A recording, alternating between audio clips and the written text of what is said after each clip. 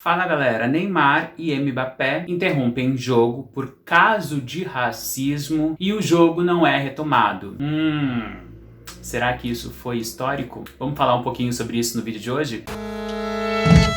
Se você não me conhece, eu sou o Marco Antônio Fera e esse é meu canal Pretinho Mais Que Básico. A nossa cara preta em todo espaço, em todo lugar. É a primeira vez aqui? Se inscreve nesse canal, ativa o sininho para receber todas as notificações, curte esse vídeo, compartilhe e deixa um comentário que é super importante. Bora começar! Bom, gente, como todo mundo sabe, Neymar e Mbappé foram ali os protagonistas de uma ação coletiva dentro de campo no futebol. Eles paralisaram o jogo por uma ação racista do árbitro. É assim que fala? Bom. O que é que a gente tem de positivo, o que é que a gente tem de negativo diante de tudo isso? Eu fiquei aqui pensando em várias coisas e o Neymar ele acaba sendo uma figura muito polêmica quando a gente fala sobre racismo, sobre questões raciais. Vamos então relembrar um pouquinho de alguns casos que envolvem a figura Neymar. Neymar é um menino negro que aos 18 anos, questionado por um repórter da Folha de São Paulo como é que ele lidava com racismo, se ele já tinha sofrido racismo, e ele afirmou não sofrer racismo até então porque ele não era negro. Em 2012, Neymar protagoniza um clipe do Alexandre Pires, onde tanto o cantor quanto o Neymar se vestem de gorila. Depois de uma reprovação da população, ele veio a público e tratou aquilo como uma brincadeira, como um momento de entretenimento, ao lado de seu amigo Luciano Huck. Neymar, ele protagoniza uma campanha publicitária, hashtag Somos Todos Macacos, e faz uma foto polêmica junto com o seu filho comendo uma banana após o jogador Daniel comer uma banana que um torcedor joga em campo. Enfim, muitas polêmicas envolvendo, a figura do Neymar.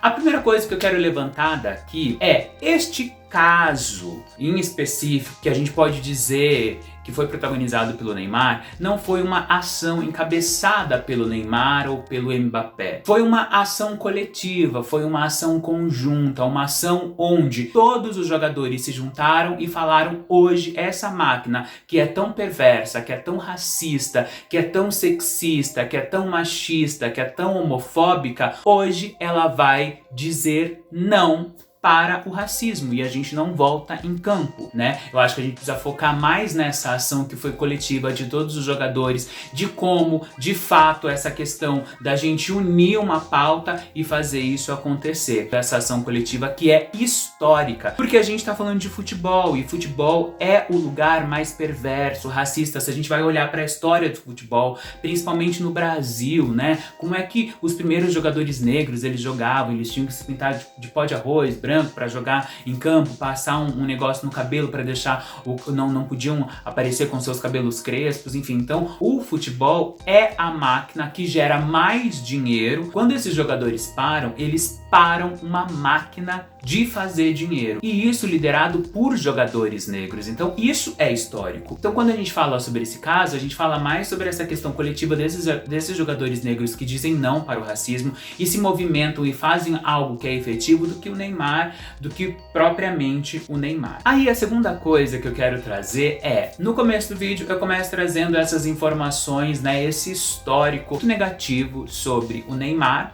As pessoas elas usam essas passagens midiáticas do Neymar para deslegitimar o Neymar 2020, se é que a gente pode dizer assim. No Brasil, as pessoas elas questionam e responsabilizam as pessoas negras que até então não tinham uma relação com o movimento negro, que não tinham uma consciência negra, que não tinha um letramento étnico-racial, Elas responsabilizam a pessoa como se todas as informações elas fossem dispostas e disponíveis no processo educacional, formal, informal, familiar, como se isso fosse uma coisa dada. Então assim, a pessoa não quis absorver aquele conteúdo, aquele aprendizado, aquela consciência, e ela rejeitou isso. Então ela é uma grande sem vergonha, ela é uma grande canalha.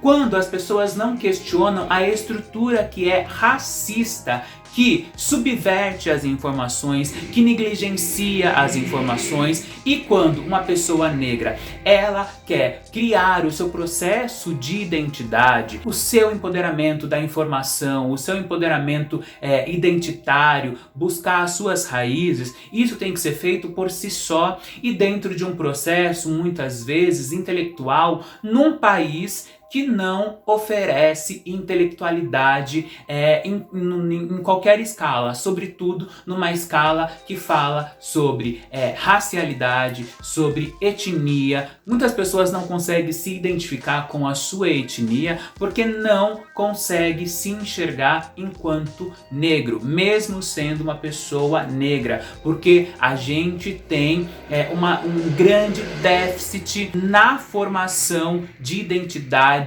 no Brasil. E a gente não discute a estrutura racista. A gente individualiza a discussão e responsabiliza a pessoa negra. Então, assim, olhar para o Neymar e justificar todo esse passado, todo esse antecedente que ele tem e querer silenciar o garoto, isso é mais uma das perversidades do racismo. E a gente não pensa sobre isso. As minhas questões raciais e a de muitos outros colegas e amigos que eu tenho, elas não se dão formadas desde a tenra idade. A gente precisa entender que identidade negra no Brasil, ela tem muito a ver com uma busca, muitas vezes solitária e educacional. Quando a gente fala de etnia do Brasil, a gente fala de letramento. E isso não está ligado a uma questão econômica. Não quer dizer porque um negro é uma pessoa rica, ele vai ter todo esse letramento, toda essa educação racial, toda essa educação étnica.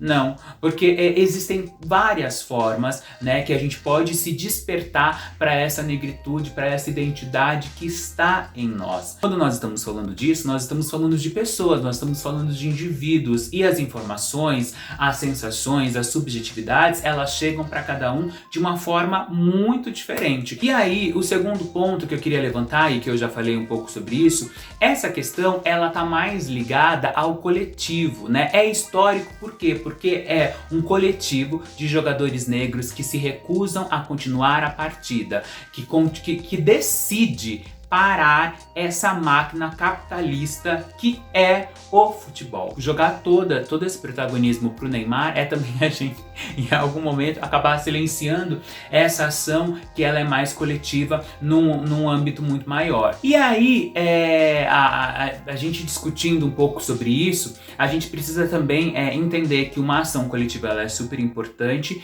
e as nossas manifestações, né, o nosso levante para denunciar o racismo, precisam ser feitas também dentro das possibilidades que a gente tem.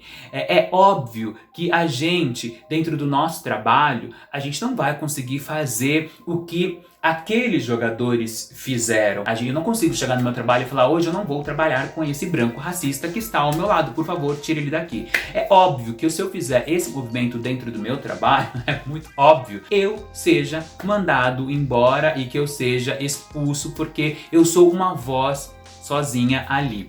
O esporte, ele vem crescendo, né? Se engajando nessa discussão, e ainda bem que o esporte ele tem essa visibilidade. Então a gente tem ali o Lewis Hamilton, é muito bom porque ele é um cara poderoso, ele é poderoso, e aí isso está sendo permitido para ele. Mas quando eu estou dizendo assim, a gente precisa entender o nosso contexto e o que a gente consegue fazer contra o racismo dentro do nosso contexto, é quando, por exemplo, eu falo de Ângelo Assunção, que foi um cara que fez esse levante dentro do esporte, né, da ginástica olímpica artística, e ele foi mandado embora, ele foi despedido. A gente precisa também entender o contexto em que a gente está e o que a gente pode fazer dentro daquele contexto. Não estou dizendo que não façam, não denunciem. Denunciar atos racistas é extremamente importante. Denunciar, documentar, né? Então, agora a gente tem um Neymar Neymar em 2020 mais engajado com as questões raciais, mais consciente, no tempo dele, e a gente sabe que ele também não tá sozinho nessa. Para alguns, essa discussão ela chega mais cedo, dependendo da sua necessidade, para outros chegam mais tarde, mas a gente não deve entrar nessa máquina racista e perversa de querer individualizar as discussões. Quando a gente está falando dessas discussões racistas, a gente está falando de um âmbito coletivo, a gente não está segregando. E aí, é óbvio que a gente vai falar do Neymar, porque o Neymar é brasileiro, o Neymar é nosso, mas esse caso, ele fala menos sobre o Neymar e mais sobre essa ação que é histórica. Mas como o nome dele foi citado, eu acho que a gente não pode deixar de falar e de dizer sobre muito quando esse nome vem à tona e o que vem junto com esse nome. É óbvio que o Neymar ele tem os seus privilégios e eu acho ótimo que ele esteja usando esses privilégios para engajar, para ser uma representatividade, para servir de exemplo para outras pessoas e para criar ações que são extremamente importantes para nossa sociedade. Você ter um jogador de futebol ao meio-dia, às 20 horas da noite, mostrando no jornal de maior amplitude, que chega uma televisão, todo mundo tem em casa, e você vendo o seu ídolo nacional dizendo não para o racismo, isso quer dizer muitas coisas, isso representa muitas coisas. É óbvio que ao mesmo tempo que a gente tem um Neymar lutando pelo racismo, você tem um Neymar fazendo uma piada homofóbica e dizendo que no campo é tudo assim. Mas existem outras coisas que ele precisa ali se renovar e mudar esse pensamento. O Neymar foi ali nessa onda, histórica, gigantesca, forte, potente. Que bom que ele estava lá, que bom que isso ressoa e está fazendo barulho aqui no Brasil. Hoje estamos falando sobre os jogadores negros que pararam o futebol, que pararam essa máquina. E a gente precisa repensar um pouco, quando a gente vai colocar essas ações e como é que a gente está debatendo o racismo, como é que a gente olha para o racismo. E se a gente, por um processo de dor, por um processo de tentar ser incluído, de fazer parte de um contexto, a gente tentou fugir de ser o que a responsabilidade não foi nossa. E a gente precisa questionar o racismo estrutural, e não o indivíduo. Eu espero que vocês tenham gostado desse vídeo, deixem aí a ideia de vocês, o que vocês têm pensado sobre isso. E claro, gente, isso é sim uma comemoração para todos nós e é sim um ato histórico desses jogadores, enfim, e a gente precisa pensar sempre qual é o contexto do que eu faço parte e dentro do meu contexto, de que forma eu posso denunciar o racismo e pensar dentro do meu contexto, de que forma eu posso me levantar e denunciar o racismo. É isso, se você chegou até o final desse vídeo, eu sou o Marco Antônio Fera e esse é meu canal Pretinho Mais Que Básico, a nossa cara preta em todo espaço, em todo lugar. Um beijo pra todos vocês e até o próximo vídeo. Tchau, tchau.